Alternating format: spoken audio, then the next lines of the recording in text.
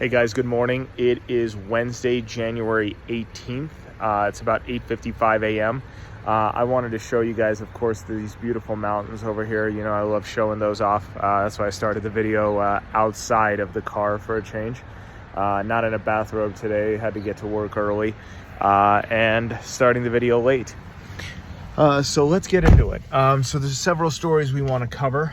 The first, again, is gold. I'm going to be beating this dead horse until it actually comes to fruition. I think something big is coming with the markets and in relation to gold as well. My face looks kind of weird with that sun coming up. You can just see that. So gold is up. Spot price this morning at one point was $19.22. Gold is going very, very high. This is very interesting. It's continuing its trend. Little by little, day by day, gold prices are going up. This is going to mean something, and I think it's going to mean something very, very soon. There's going to be a big correction. I'm still calling for February. If you listen to my previous episodes, I've said that. I'm not a gold guy. I don't own any gold. I don't invest in any gold. The only reason I know gold is, I haven't really talked too much about my businesses. I'm going to tell you guys about one, and I'm probably going to do more features on it. One of our businesses is a medical manufacturing, is a dental laboratory. So what does that mean? It means we manufacture a lot of the dental appliances, implant components, crowns, bridges, dentures, oral prosthetics, you name it. If it goes in your mouth, we probably do it.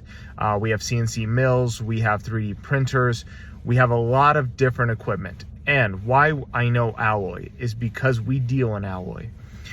We used to deal a lot more in alloy before ceramics really came to a revolution about 10-15 years ago. But we still deal with a good amount of alloy, especially our out-of-state accounts still love alloy-based restorations. So we're looking at gold, we're looking at palladium, we're looking at silver. All of those are up, but nothing like gold. And the reason I know with gold is because I've been in the market for so long. Every time gold does this, it means something big for the market. I've said it before. It happened in 08. It happened post 08. It happened in 2020 with COVID. Is a reactionary to COVID. But even so, it again happened when everything dropped, gold went up. And it's happening again. I think this is a major, major precursor. I will, like I said, do a video more in depth on this, but something is definitely happening with gold, and it's something to keep an eye on. I don't own any gold, but I do have money in the market. It's my own personal. It's not in a 401k. It's not in an IRA. And I am thinking about selling because I think there's going to be a big correction February-ish time. That's not a word, but sometime around February, I think the correction is going to come, a pretty big one. I don't know in what sector it's going to affect the most, but usually a sector correction is a market-wide correction. So we will see. Oil is up as well. So oil is up to $81 a barrel, which is interesting because for the longest time we were seeing drops in oil. This could be in part to China's reopening. China is very import heavy on oil. So they are saying that with the market rebounding, COVID restrictions going away, the market is going to go up on oil just because demand is going to grow. It could be that the market has been suppressed for a while because China has been closed, and now that China is full steam ahead, it's going to rebound pretty significantly. So I've been very, dovish on oil. I thought it was going to maintain, but given some of the stories I've been reading, I think oil is going to start going back up significantly. Probably here in the next month or so, we'll probably see it hitting $85 and $90 a barrel. I think that's very possible with China's reopening. Wholesale prices are down. So wholesale prices for the month of December were down by 0.5%. That doesn't sound like much, but that's actually pretty good because that's more than estimates. Estimates were only 0.1%, so they thought it was only going to go down by 0.1%, but they actually went down by 0.5%. So that's a good sign. Inflation is slowing. At the same time, mortgage demand is up 28% in just a 1 month period.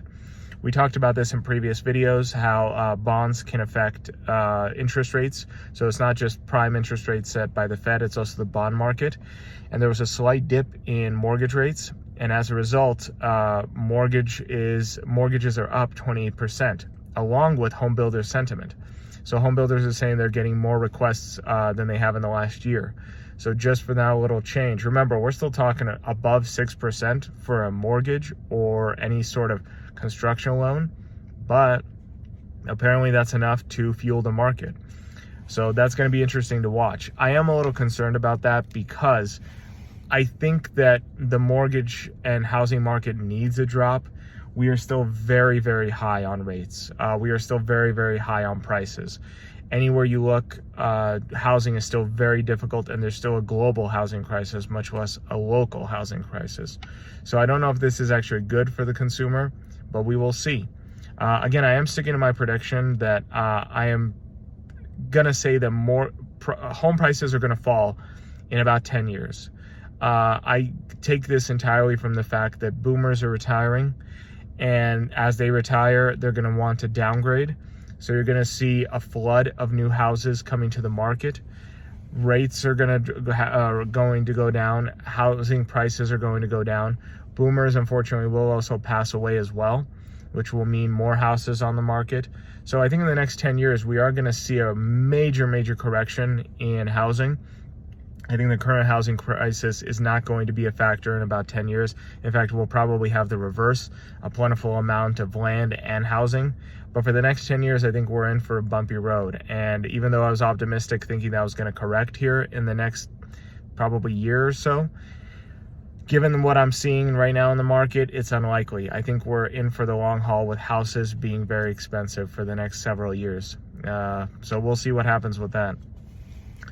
In layoffs, another tech company laying off employees. So Microsoft is laying off another 10, well, I guess it's the first layoffs, but 10,000 people. Again, tech sector is getting hit very hard, and this trend seems to be continuing. I do know someone that is looking for a job right now in the tech field, and they are having a very difficult time. No one is hiring, and it's very, very competitive. They're not even getting called in for interviews. They're getting rejection letters almost as quickly as they submit. And these are people that have very good qualifications. So I heard someone online say it's easier to find a plumber right now. It's easier to find a coder right now than a plumber. And I think that's very true.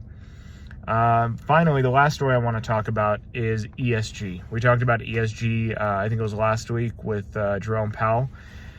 And that was good news. And today we have some bad news. So Bank of America CEO Brian Moynihan has said that he is pro ESG. He thinks we need more of it, and he thinks it can fix the flaws in a capitalist market. I don't know how you could be so on top and be so completely wrong. Either he's saying this entirely for optics, because I seriously doubt the man of his intelligence and qualifications could think that.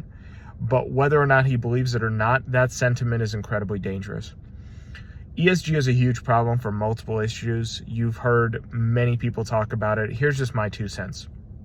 You can have ESG, or you can have fiduciary responsibility to shareholders, but you cannot have both. They are mutually exclusive. If you have ESG, that means you're basing your net worth, your company's worth, your products on optics and nothing else. How much diversity you have, how you've structured it to appear carbon neutral, even though you're not carbon neutral, how you're socially governing internally. But all of that does not lead to better financial results. And as a publicly shared company, you need to be financially responsible to your shareholders. And you cannot do that if you are following non-numbers, non-profit, non-revenue based standards. So for everything that's been said of ESG, nobody wants to talk about the fact that you cannot have fiduciary responsibility to your shareholders if you follow ESG. It has to be one or the other. And for that reason, I am incredibly anti-ESG. Now, if you're a private company, you can do whatever you want. You don't have investors. You technically still could, but if you and your investors are open, you've had these dialogues, you are in agreement, you can do whatever you want. But as a publicly traded company, if I have investment in you, I'm expecting a rate of return, and I deserve a rate of return because I'm giving you my money. I'm not giving you money for optics. And I may not agree with your ESG goals, or even if I agree with them today, I may not tomorrow. So this is why it has to be gotten rid of, and we have to fight it with every fiber of our being. It is not good for the economy. It is not good for society. It is not good for the consumer. That's pretty much it. That's kind of my rant for today. I do have to be getting back to work. I hope you guys have a great day, hump day, so let's get over it. Hope you set amazing goals. Hope you set just amazing goals, and I hope you meet those goals. You guys have a good day. I'll see you guys tomorrow.